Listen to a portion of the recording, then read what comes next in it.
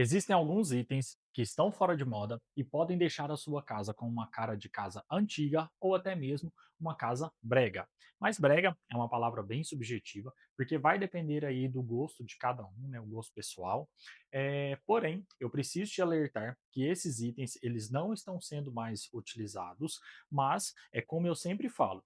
Se você quer utilizar algum desses itens, isso vai do seu gosto, vai da sua personalidade, do seu programa de necessidades, né? Se você achar que é interessante, mesmo sabendo que eles não são itens que hoje a gente utiliza mais nos projetos, fique à vontade para poder utilizar, acho super válido. Como a gente sempre fala para os nossos clientes, a casa ela precisa ser a cara do cliente, ela precisa estar de acordo com as necessidades e gosto dele.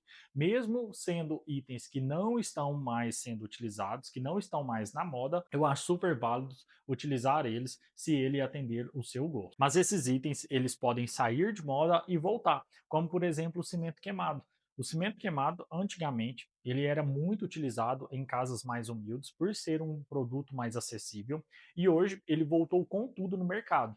Hoje a gente tem aí pisos em grandes formatos que imitam o cimento queimado e esses pisos eles vêm sendo utilizados aí em grandes empreendimentos. Mas é aquela mesma questão. Tem gente que gosta da textura de cimento queimado e tem gente que não. Até já me diz aqui nos comentários. E você? Gosta ou não da textura de cimento queimado? E o nosso primeiro item, ele já é bem polêmico, porque tem gente que gosta e tem gente que não gosta, que é o revestimento 3D, aquele revestimento cheio de ondas ou com vários efeitos de profundidade.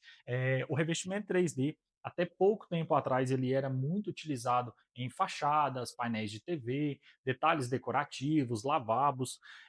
Porém, hoje a gente não utiliza mais esse tipo de revestimento. A gente tenta trabalhar aí ambientes com uma pegada mais clean, né? Esse tipo de revestimento ele deixa aí um ambiente pesado, deixa um ambiente com uma cara mais datada, né? Além de ter um grande problema de acúmulo de sujeira, porque por ter vários volumes, né, por ter esse efeito de profundidade, o revestimento 3D ele acaba acumulando muita poeira, o que faz com que ele demande de uma manutenção com uma frequência maior. E o nosso segundo item é o porcelanato polido na casa toda. Esse item, várias pessoas amam e várias pessoas odeiam. O porcelanato polido, vamos lembrar lá antigamente, quando surgiu aí os primeiros porcelanatos, é que diferente da cerâmica, ele tinha um brilho muito intenso e quanto mais brilho ele tinha, mais sofisticado, mais caro e mais requintado ele era. Porque isso era o grande diferencial que ele tinha com relação à cerâmica.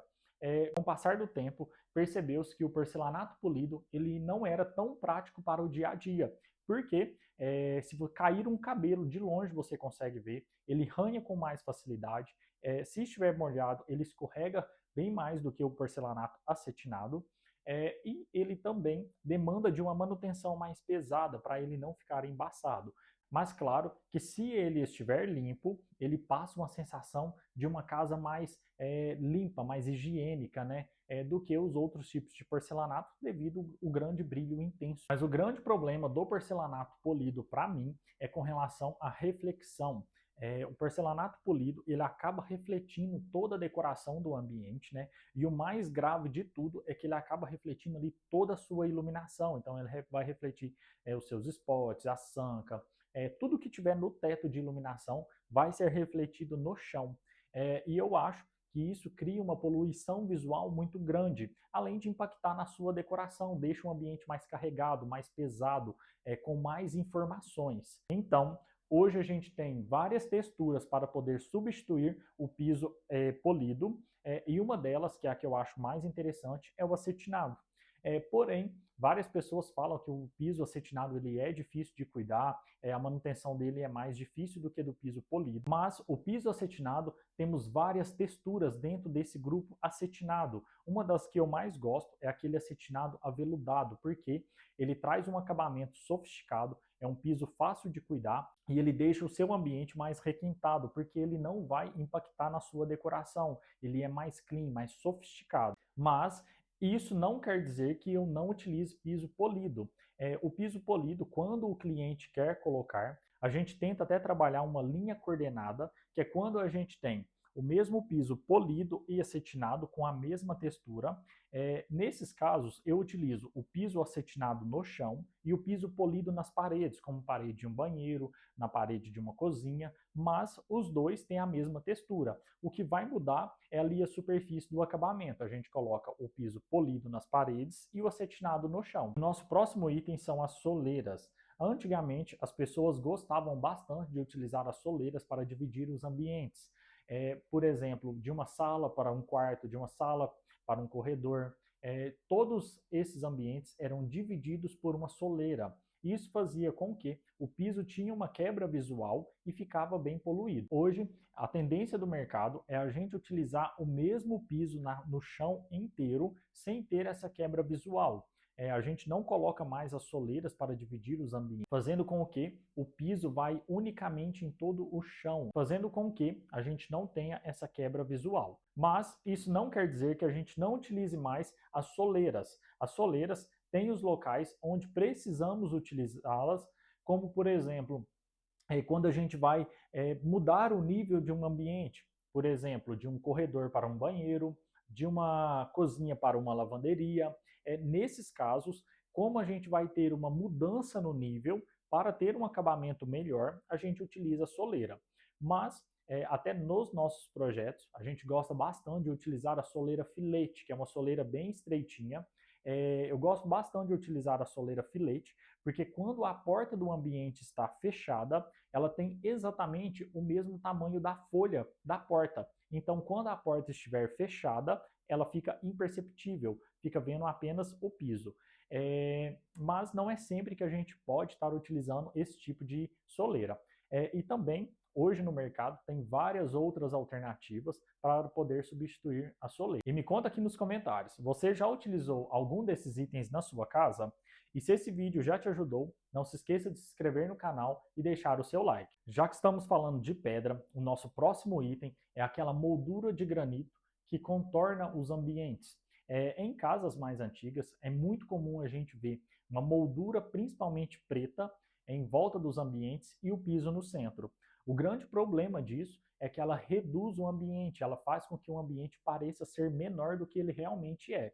Então, opte sempre por deixar um único piso no chão, que isso vai deixar a sua casa mais ampla e neutra. O nosso próximo item é a moldura de gesso.